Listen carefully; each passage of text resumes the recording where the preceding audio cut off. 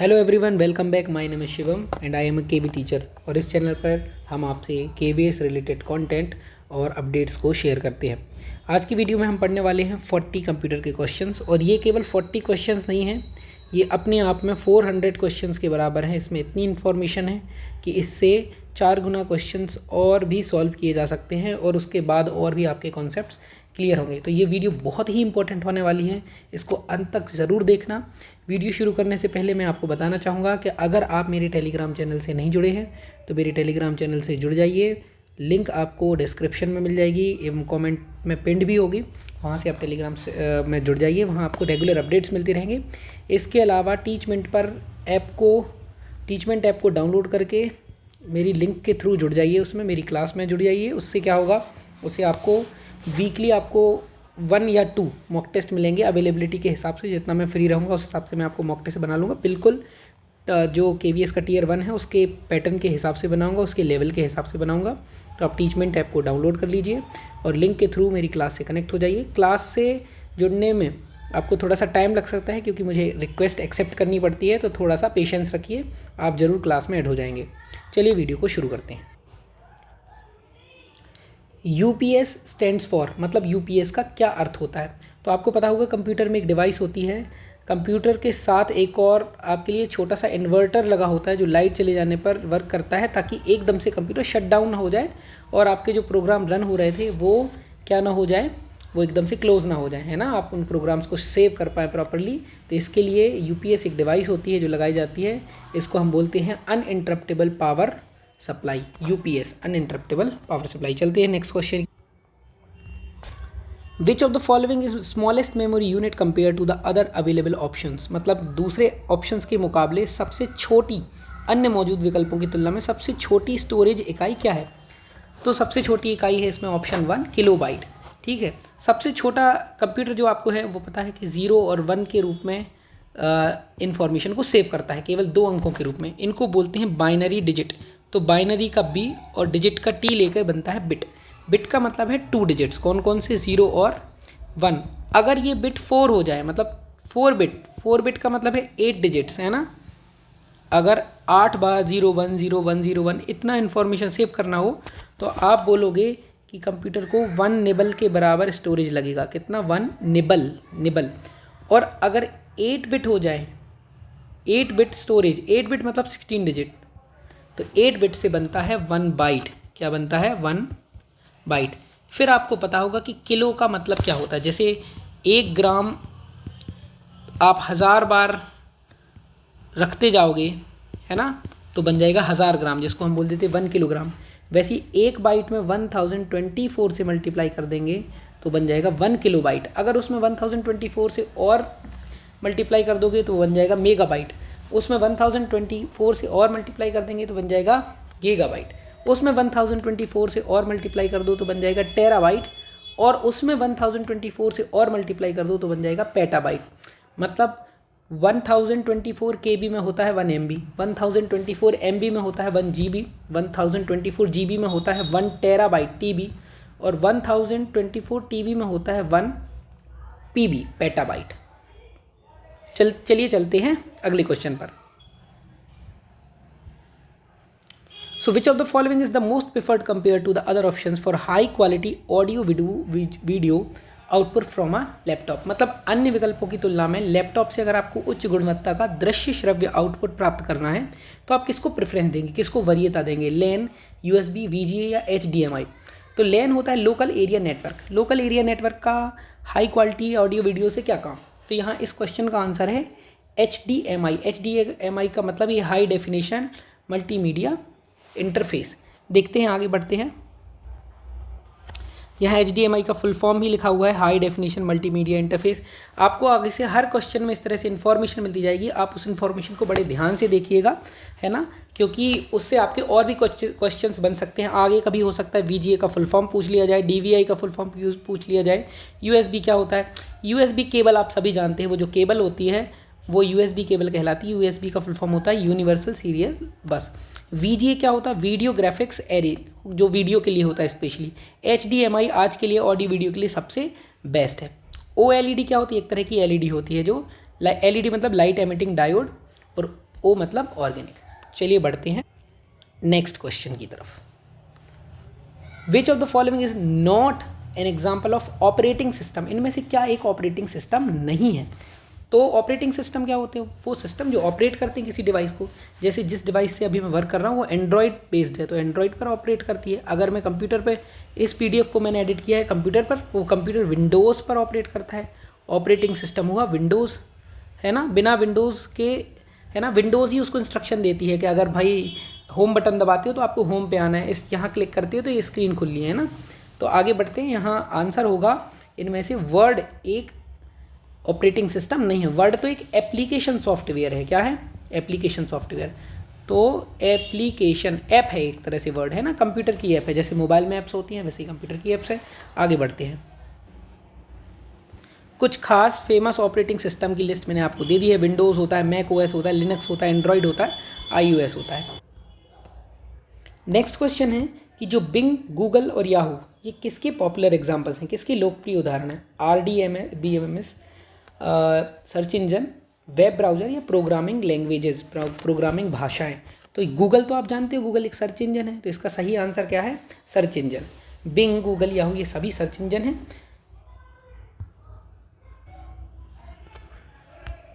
RDBMS क्या होता है? RDBMS मतलब होता है relational database management system.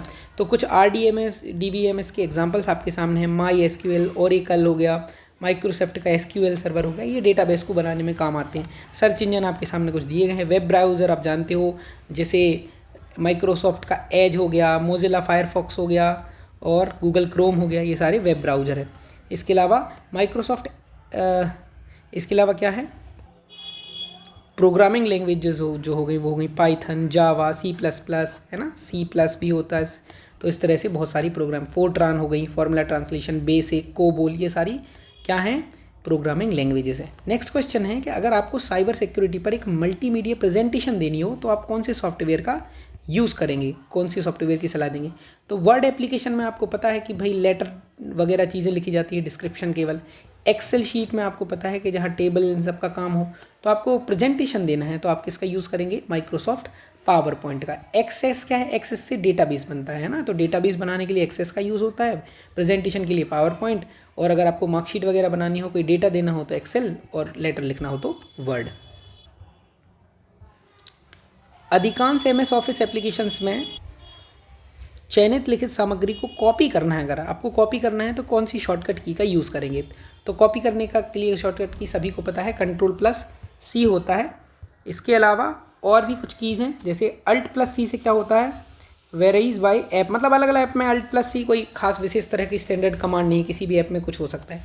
Alt+V से क्या होता है? Alt+V से व्यू मेन्यू ओपन हो जाती है कई एप्लीकेशंस में। Ctrl+C आपको पता है, Ctrl+V से पेस्ट होता है। नेक्स्ट क्वेश्चन है कि जो IT एक्ट है उसमें मेजर अमेंडमेंट जो है, IT एक्ट 2000 है, वो कब हुआ था? मेजर अमेंडमेंट कब हुआ था? तो मेजर अमेंड हुआ था IT एक्ट में 2008 में, है ना। चलिए चलते हैं नेक्स्ट क्वेश्चन की तरफ। तो यहाँ थोड़ा सा IT एक्ट के बारे में पहले पढ़ लेते हैं। IT एक्ट 2008 जो है इंडियाज़ मेन साइबर लॉ है, और 2008 में इसको मॉडिफाई किया गया है ना। की चेंजेस क्या हैं? साइबर क्राइम की डेफिनेशन चेंज हुई, डेटा प्रोटेक्शन, इंटरमीडियरी लाइबिलिटीज़ क्या हैं, और इलेक्ट्रॉनिक सिग्नेचर्स, इनके बारे में कुछ, और 2009 से ये इफेक्ट में आ गया। नेक्स्ट क्वेश्चन है कि इनमें से विच टाइप ऑफ नेटवर्क, मतलब कौन सा नेटवर्क जो है mostly we have in our office when a printer is connected with 2 और more number of computer system. मतलब एक कंप्यूटर सिस्टम है, उससे नहीं, 2 या 2 से ज़्यादा कंप्यूटर सिस्टम है, उसमें एक सिंगल प्रिंटर कनेक्टेड है। भाई जिसको भी प्रिंट निकाल रहा हूँ ऑटोमेटिकली एक ही प्रिंटर, अलग अलग लोग अपनी अपनी डेस्क पर बैठे हैं और कभी भी प्रिंट कमांड देते हैं तो सिंगल प्रिंटर वो प्रिंट निकाल देता है। तो ये कौन से तरह का नेटवर्क सिस्टम है? इसको बोलते हैं लोकल एरिया नेटवर्क। तो लोकल एरिया नेटवर्क LAN क्या होता है? तो लोकल एरिया नेटवर्क जो होता है स्मॉल एरिया में, ऑफिस, होम में वर्क करता है। पैन क्या होता है? Personal area network. जैसे अगर आप ब्लूटूथ ऑन किए हो तो बहुत स्मॉल रेंज के लिए जो एरिया नेटवर्क है वो पैन कहलाता है। मैन क्या होता है? मेट्रोपॉलिटन एरिया नेटवर्क, जो पूरे सिटी लेवल का नेटवर्क होता है वो मैन कहलाता है। और वैन, वाइड एरिया नेटवर्क, जो पूरे कंट्री में वर्ल्ड वाइड है ना। इस तरह से जिस नेट का यूज़ आप और हम कर रहे हैं, एक तरह से अगर मोबाइल इंटरनेट का यूज़ कर रहे हैं तो वो वैन है, WAN। और WLAN पे काम कर रहा है, वायरलेस एरिया नेटवर्क, है ना, वायरलेस के बेसिस पर कर रहा है। चलिए नेक्स्ट क्वेश्चन है कि इनमें से कौन सी which of the following is generally the default extension for Microsoft PowerPoint presentation. Microsoft PowerPoint presentation के लिए इनमें से कौन सा आज के समय में डिफ़ॉल्ट एक्सटेंशन है। डिफ़ॉल्ट मतलब जो पहले से ही जिस फॉर्म में फाइल सेव रहती है, तो वो होती है .pptx। जो प्रेजेंटेशन के लिए होती है .pptx। एक्सेल फाइल होती है तो उसके लिए होती है .xlsx। PDF के लिए होता है .pdf और वर्ड के लिए होता है .docs, है ना, इस तरह से होता है। ये पहले के पावर पॉइंट प्रेजेंटेशन में ओल्डर वर्जन में पहले .ppp से सेव होता था, और अगर माइक्रोसॉफ्ट की प्रोजेक्ट फाइल है उसका .mpp होता है। PPTX आज का पावर पॉइंट प्रेजेंटेशन है, और अगर पावर पॉइंट की व्यूअर फाइल बनाना है आपको तो PWPT एक्सटेंशन से सेव होगी। चलिए आपको आइडेंटिफाई करना उस कंपनी को which is not a popular developer of antivirus software. Antivirus software की कौन सी पॉपुलर डेवलपर कंपनी नहीं है, तो इसका सही आंसर है टैली। टैली तो अकाउंटिंग का काम करता है, अगर आपको अकाउंट मैनेजमेंट करना है तो उसके लिए जो इंपॉर्टेंट सॉफ्टवेयर है वो है टैली। बाकी अवास्ट, नॉर्टन और बिट डिफेंडर ये सब के नाम आपने सुन लिए होंगे, यही पॉपुलर एंटीवायरस हैं। कुछ और फेमस एंटीवायरस जैसे मैकेफी हो गया, Norton, Kaspersky, Bitdefender, Avast, Trend Micro, ESET, और एक बहुत फेमस एंटीवायरस है वो एकदम से मुझे याद नहीं आ रहा जिसका जनरली सभी लोग यूज़ करते हैं, मैं भी अपने कंप्यूटर में डलवाता था, उसका नाम कमेंट सेक्शन में लिखिए। सो next question is viruses spreads mostly through networks. तो जो वायरस होते हैं वो मोस्टली नेटवर्क के थ्रू, एंड इन्फेक्टेड किसके थ्रू स्प्रेड होते हैं, माउस, मॉनिटर, कीबोर्ड। अब ये तो इन्फेक्ट हो नहीं सकते, केवल पेन ड्राइव ही इन्फेक्ट हो सकती है, क्योंकि उसमें हो सकता है कोई ऐसी फाइल आ गई हो जो कंप्यूटर में वायरस का काम करे, तो इसका सही आंसर होगा virus, pen drive. So next question is a digital signature is, मतलब डिजिटल हस्ताक्षर क्या होते हैं। प्रेषक का इलेक्ट्रॉनिक हस्ताक्षर, मतलब कोई सेंडर है उसका इलेक्ट्रॉनिक सिग्नेचर है, या फिर उस सेंडर का यूनिक आइडेंटिफिकेशन, उसकी अद्वितीय पहचान है, या bit string giving identity of a correspondent, मतलब एक बिट स्ट्रिंग है जो कि पत्र व्यवहारी की पहचान जिससे पता चल पा रही है, या फिर electronic encrypted stamp of authentication है। क्या है डिजिटल सिग्नेचर, तो इसका सही आंसर है ऑप्शन डी, एक electronic encrypted stamp of authentication है ये, है ना। तो आगे बढ़ते हैं, सामने डिजिटल इंक्रिप्शन, डिजिटल सिग्नेचर की आपको परिभाषा दी गई, पर्पस और यूजेस। पर्पस क्या है कि सेंडर की आइडेंटिटी को कंफर्म करता है, इंश्योर करता है कि डेटा टेम्पर्ड नहीं है, और यूज़ क्या है, ईमेल, डॉक्यूमेंट, सॉफ्टवेयर ऑथेंटिकेशन के लिए। नेक्स्ट है आइडेंटिफाई, आपको करना है टाइप ऑफ मालवेयर जो हम डाउनलोड कर लेते हैं on to our smartphones disguised as a useful app. ऐसा लगता है कि जैसे यूजफुल ऐप है, डिस्गाइज्ड मतलब छुपा हुआ होना या गेम के रूप में, but usually take control of our smartphones to damage and steal our personal data. तो यूजुअली ये हमारे डेटा चुरा लेती है ना, कंप्यूटर को और स्मार्टफोन्स को डैमेज करती है। इस तरह का मालवेयर क्या कहलाता है, उसको क्या बोलते हैं, स्पैम बोलते हैं, ट्रोजन बोलते हैं, वॉर्म्स बोलते हैं, या फिशिंग बोलते हैं। तो इसका सही आंसर है ट्रोजन। ट्रोजन एक ऐसा मालवेयर है जो कि डिस्गाइज्ड होता है कि ये यूज़फुल ऐप है, आपको लगता है कि काम की चीज़ है, बट एक्चुअली ये हमारे स्मार्टफोन में से हमारा पर्सनल डेटा चुरा लेता है। स्पैम क्या होते हैं, स्पैम आपको परेशान करने के लिए बार बार भेजे गए संदेश होते हैं। वॉर्म्स, फिशिंग आगे आपको पता चलेगा कि क्या होते हैं। तो देखिए ट्रोजन क्या है, एक मैलिशियस प्रोग्राम है जो कि लेजिटमेट सॉफ्टवेयर के रूप में डिस्गाइज्ड रहता है। स्पैम क्या है, अनवांटेड मैसेजेस हैं, बल्क में भेजे जा रहे एड्स है स्कैम के लिए, है ना। वॉर्म्स क्या होती हैं, जो कि ऐसे मालवेयर जो बार बार अपने आप को रेप्लिकेट करते हैं और स्प्रेड कर रहे हैं विदाउट यूजर्स एक्शन, है ना। तो भाई ऑटोमेटिकली आपने देखा होगा कि जो इंटरनल स्टोरेज है उसमें कई फाइल्स ऐसी हैं जो भरती जा रही हैं, ऑटोमेटिकली स्टोरेज लेती जा रही है, वो वॉर्म्स होती हैं एक्चुअली में।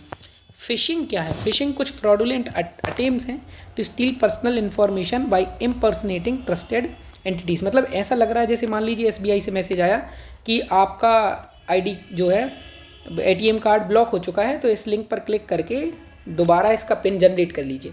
तो आप उसका पिन जनरेट करेंगे, लेकिन एक्चुअल में वो आपसे कहेगा कि पहले आप इस पर अपना पिन डालिए। तो आप डालेंगे, वहाँ वो एक एक्चुअली वेबसाइट होती है जो किसी फ्रॉड ने बनाई होती है और आपके साथ स्कैम हो चुका होता है, आपका पिन वहाँ पहुँच चुका होता है, और भी ऐसा पर्सनल डेटा आप भेज चुके होते हैं। मेरे एक फ्रेंड ने मेरे साथ इसी तरह का स्कैम किया था, इसी तरह की फ़िशिंग की थी जब मैं 12th क्लास पढ़ता था, लेकिन उसकी कहानी कभी और आगे बढ़ते हैं अभी।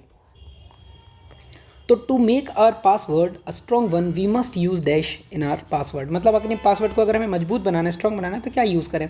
तो अल्फ़ाबेट डिजिट बस यूज़ करें, स्पेशल कैरेक्टर यूज़ करें, या अल्फ़ाबेट और स्पेशल कैरेक्टर यूज़ करें, अल्फ़ाबेट स्पेशल कैरेक्टर डिजिट्स। तो अभी सभी यूज़ करते हैं जनरल। जैसे मैं अगर मुझे अपना कोई पासवर्ड बनाना है तो मैं लिखूँगा विहान, अगर मेरा नाम मान लीजिए विहान है तो विहान @1 2 ऐसा कुछ भी। तो इस तरह से आप देखें तो नंबर्स भी हम यूज़ कर रहे हैं, स्पेशल कैरेक्टर भी यूज़ कर रहे हैं, @ हो गया, स्पेस बार हो गया, अंडरस्कोर हो गया, स्टार हो गया, है ना, हैश हो गया, इनका यूज़ कर रहे हैं, और जो है अल्फ़ाबेट्स का भी यूज़। देखिए इस समय मेरे पास माइक कनेक्ट नहीं कर पा रहा हूँ मैं टैबलेट से, उससे समस्या ये आ रही है कि हो सकता है आपको बैकग्राउंड नॉइज़ आ रहा हो, बट आप उस पर ज़्यादा ध्यान नहीं दीजिए, कंटेंट पर ज़्यादा ध्यान दीजिए। चलिए आगे बढ़ते हैं। Identify the device use to boost up a weak signal into a computer network, मतलब वीक सिग्नल को कंप्यूटर नेटवर्क में बदलने वाली डिवाइस क्या है? तो इसका सही आंसर है रिपीटर। रिपीटर एक एक ऐसी डिवाइस है जो एक्चुअली सिग्नल को ट्रांसमिट करके बहुत ज़्यादा उसकी जो फ्रीक्वेंसी बढ़ा देती है, उससे वीक सिग्नल आपका स्ट्रांग हो जाता है। यूपीएस आप जानते हैं, मॉडेम होता है मॉड्यूलेटर और डिमॉड्यूलेटर का short form, modulator and demodulator modem कहलाता है, जो एनालॉग सिग्नल को डिजिटल और डिजिटल सिग्नल को एनालॉग सिग्नल में कन्वर्ट करता है। एनालॉग सिग्नल क्या होते हैं? एनालॉग सिग्नल वो होते हैं जो ट्रैवल कर रहे होते हैं एक्चुअली, है ना, मतलब इस तरह से चलते हैं, और जो डिजिटल सिग्नल होते हैं वो इस तरह से चलते हैं। या सिंपल सा बताया जाए कि जैसे जो आपको सुनाई दे रहा है वो डिजिटल सिग्नल है। अगर आपने माइक्रोफोन से, आपने माइक से, जैसे मैं माइक से बोल रहा हूँ तो मेरी आवाज़, पहला माइक क्या करेगा, मेरा सिग्नल जो है वो एनालॉग सिग्नल है, माइक जो है वो उसको लेगा डिजिटल सिग्नल में कन्वर्ट करेगा, डिजिटल सिग्नल से भेजेगा किसको?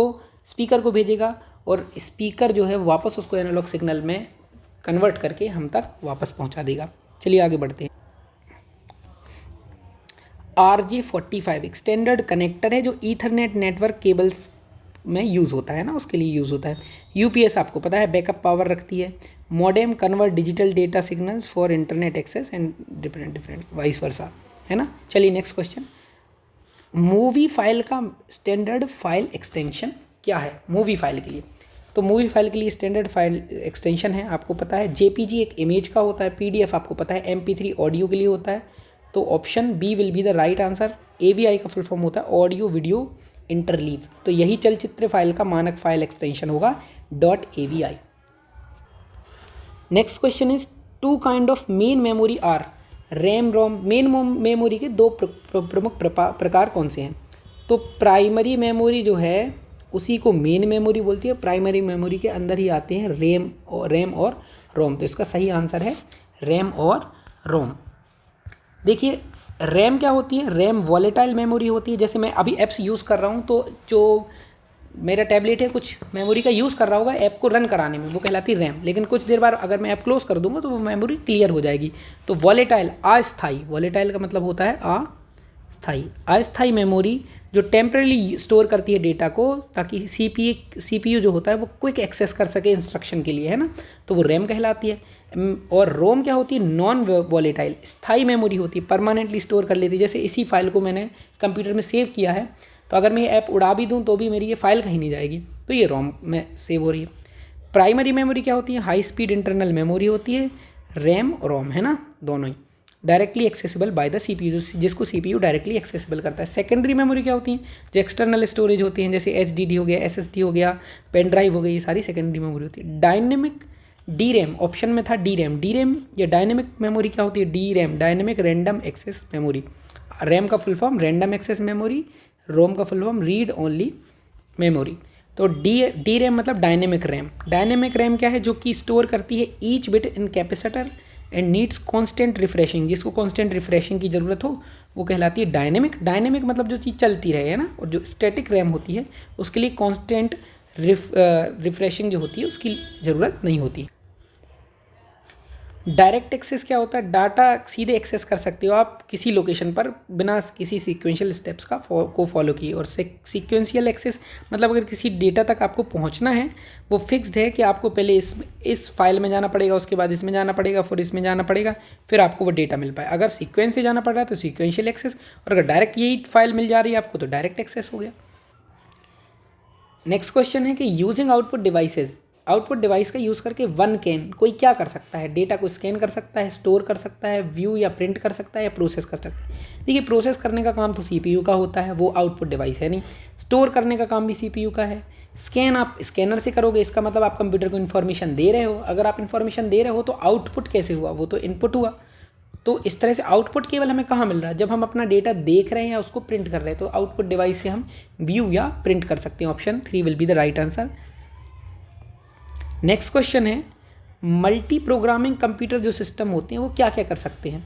वो एग्जीक्यूट कर सकते हैं हर ऑपरेशन को बहुत फास्टर, तेज़ी से एग्जीक्यूट कर सकते हैं। मल्टीपल जॉब्स को सेम टाइम पीरियड में एग्जीक्यूट करते सकते हैं, मल्टीपल जॉब्स को लेसर एफिशिएंसी के साथ। या एग्जीक्यूट कर सकते हैं सिंगल ऑपरेशन को मल्टीपल चैनल्स के थ्रू, मतलब हर प्रक्रिया को जल्दी पूरा कर देते हैं, या फिर एक ही समय अवधि में विभिन्न कार्यों को पूरा कर देते हैं, या विभिन्न कार्यों को कमतर प्रभाव से, मतलब एफिशिएंसी कम हो जाती है, या फिर विभिन्न माध्यमों के प्रयोग से एकाकी प्रक्रियाओं को पूरा कर देते हैं। तो इसका सही आंसर होगा ऑप्शन नंबर बी, जो सारे मल्टीपल जॉब्स को सेम टाइम पीरियड में अगर कोई चीज़ करे तो उसको मल्टी प्रोग्रामिंग कंप्यूटर सिस्टम कहते हैं। यहाँ लिखा भी हुआ है, मल्टी प्रोग्रामिंग अलाउज जो होती है वो एक कंप्यूटर को अलाउ करती है run multiple programs simultaneously by efficiently managing CPU and memory usage. Next question is computers use, computer क्या यूज़ करते हैं, किस तरह का नंबर सिस्टम यूज़ करते हैं to store data and perform calculation. Binary, decimal, octal, hexadecimal. पहले ही मैं बता चुका था कि कंप्यूटर 2 ही डिजिट का यूज़ करते हैं, 0 एंड 1, उनको बोलते हैं बाइनरी डिजिट, शॉर्ट में बोल देते हैं बिट। तो इसका सही आंसर होगा बाइनरी। डेसिमल क्या होते हैं, जिन संख्या प्रणाली का हम यूज़ करते हैं, दशमलव प्रणाली, वो डेसिमल सिस्टम कहलाती है, 1 से 10 तक का। ऑक्टल क्या होता, ऑक्टल जो होता है वो होता है 1 से 10 नहीं, मतलब 0 से 9, और ऑक्टल जो होता है वो 0 से 7 होता है। और हेक्साडेसिमल क्या होता है, जिसमें 16 संख्या होती हैं, 0 से 9 तक और A से F तक, मतलब 10 के बाद का जो संख्या है उसको ABCDEF 6 होते हैं आपके अल्फ़ाबेट और बाकी होते हैं संख्याएं। इसको हेक्साडेसिमल नंबर सिस्टम कहते हैं। यही इन्फॉर्मेशन आपके सामने लिखी है। बेस 2 हो तो बाइनरी, बेस 10 हो तो डेसिमल, बेस 8 हो तो ऑक्टल, और बेस 16 नंबर सिस्टम हो तो वो हेक्साडेसिमल कहलाता है। चलिए आगे बढ़ते हैं कि विच of the following options consist of only input device, किसमें केवल इनपुट डिवाइसेस हैं। तो पहले वाले ऑप्शन में स्कैनर स्कैन करता है, बिल्कुल। मॉनिटर तो आपके सामने कोई चीज़ प्रेजेंट करता है ना। कीबोर्ड इनपुट करता है, इसका मतलब है ये तो इनपुट डिवाइस है नहीं। स्कैनर स्कैन करता है, तो स्कैनर स्कैन करता है। जॉयस्टिक वो एक डिवाइस होती है, गेम खेलने के काम में आती है ना। प्लॉटर तो प्रिंटर की तरह ही वर्क करता है, तो ये आउटपुट डिवाइस हो गई, ये आउटपुट डिवाइस हो गई। Light pen, headphones, projector.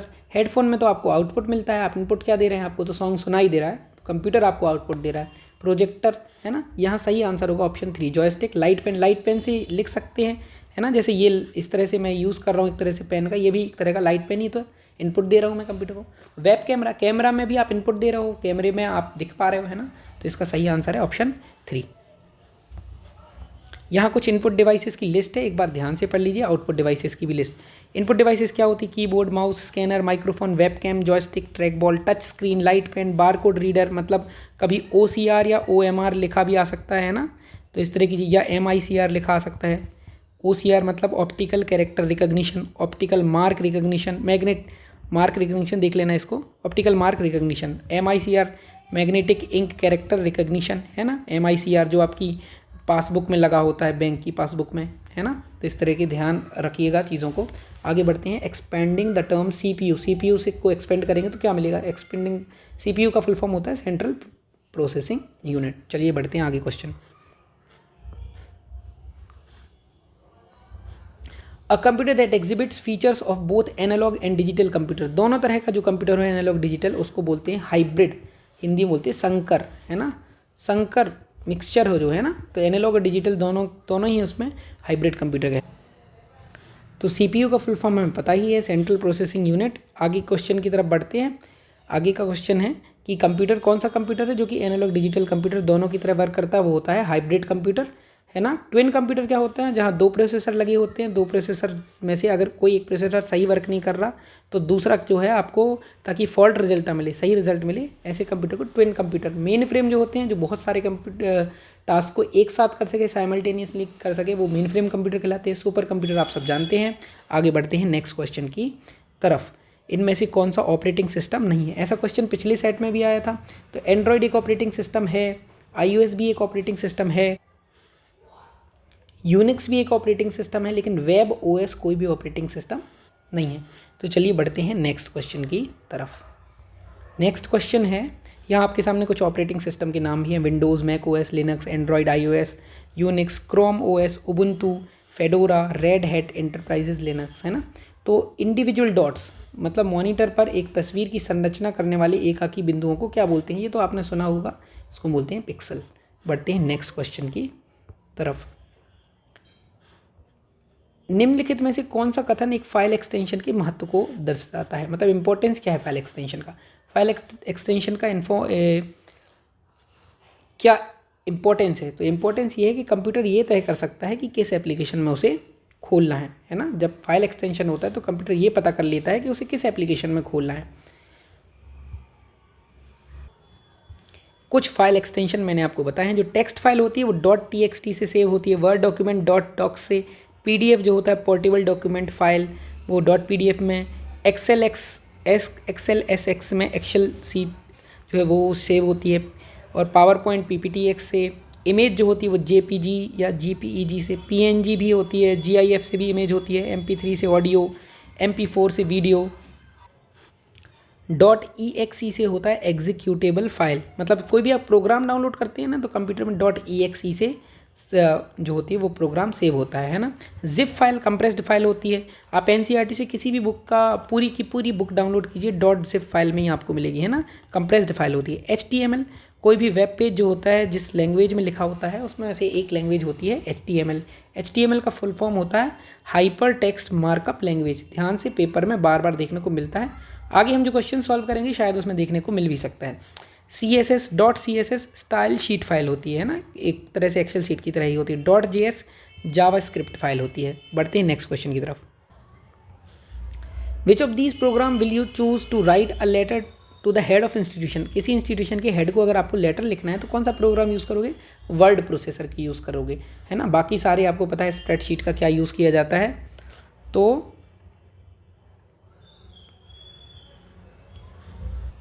Next question है, what do you call the word processing task associated with changing the appearance of a document along with fonts and colours? मतलब अगर आपको किसी डॉक्यूमेंट की रूपरेखा, फॉन्ट, कलर ये सब चेंज करना है, उस वर्ड की प्रोसेसिंग वर्क को क्या बोलते हैं? तो उसको फॉर्मेटिंग बोला जाता है। फॉन्ट चेंज करना, साइज चेंज करना, उसको फॉर्मेटिंग बोला जाता है ना। फॉर्मेटिंग क्या होती है? फॉर्मेटिंग आपको पता है, चेंजिंग कलर, फॉन्ट स्टाइल, है ना। एडिटिंग क्या होती है? टेक्स्ट कंटेंट को करेक्ट करना, वो एडिटिंग कहलाती है। टाइप सेटिंग क्या होती है? जो प्रिंटर या पब्लिशिंग वाले होते हैं ना, जो प्रिंट करते हैं फ्लेक्स वगैरह, तो वो उसको मॉडिफाई करते हैं, मतलब उसको अरेंज करते हैं टेक्स्ट को, जब वो तो उसको टाइप सेटिंग बोला जाता है कि इसको कहाँ रखें, इसको कहाँ रखें। अलाइनमेंट मतलब अलाइन करना, टेक्स्ट को सेंटर में रखना है किसी पेज के, या फिर बीच में रखना है, लेफ्ट में रखना है, राइट में रखना है, उसको बोला जाता है अलाइनमेंट। आगे बढ़ते हैं। जो डिफ़ॉल्ट पेज ओरिएंटेशन होता है MS वर्ड डॉक्यूमेंट में, वो क्या होता है? पोर्ट्रेट, लैंडस्केप, लॉन्गस्केप या फ्लिपस्केप। ये तो दो कोई ओरिएंटेशन होते ही नहीं है डिफ़ॉल्ट में। डिफ़ॉल्ट में केवल जो होता है वो पोर्ट्रेट लैंड होता है। जैसे इस तरह का ओरिएंटेशन कहलाता है पोर्ट्रेट, और इस तरह का पेज ओरिएंटेशन कहलाता है लैंडस्केप। फ्लिपस्केप और कुछ नहीं होता है, इसका इन्वर्ट वर्जन होता है, मतलब इसको पलट दो तो फ्लिपस्केप कहलाने लगता है।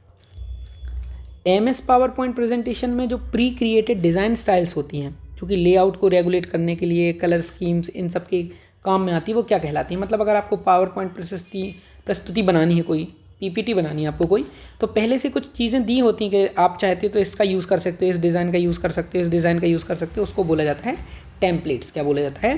टेम्पलेट्स। टेम्पलेट क्या होते हैं? प्री डिज़ाइन डॉक्यूमेंट स्ट्रक्चर होते हैं। ब्लूप्रिंट क्या होते हैं? डिटेल्ड प्लान यह होता है, जैसे मैंने जो आपको 50 डे का प्लान दिया, एक तरह से वो ब्लूप्रिंट हुआ।